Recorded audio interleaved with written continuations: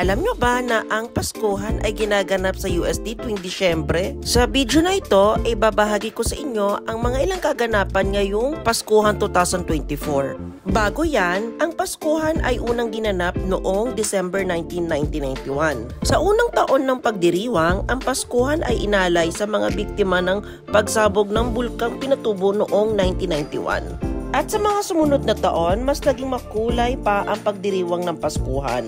Siyempre, hindi mawawala sa listahan ng pagkain. Naging parte na ito ng karanasan sa Paskuhan.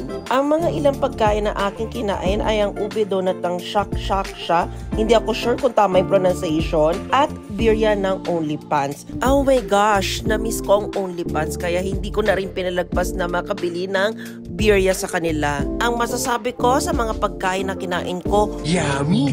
Meron din silang mga palaro sa ibang booth at sila din ay nagbibigay ng freebies tulad nitong nakuha ko na inumin. Parang huli ko pang natikman nitong Magnolia fruit drink na to nung high school pa ako. Very nostalgic siya nung natikman ko. Nostalgic talaga no? Siyempre, hindi mawawala dyan ang concert ng mga iba't ibang group at singers. IPAC, panalo to. Hindi mawawala syempre ang pailaw ng UST pagpaskuhan. Very colorful at very cutesy, o diba? At syempre, ang inaabangan ng lahat, ang fireworks. Happy New Year! Nag-enjoy ako sa Paskuhan, sobrang daming ganap at ang masasabi ko bilang alumni, nag-iisa ka lang, pinagbalang pamantasan. O diba, hindi nyo kinaya, kinanta ko.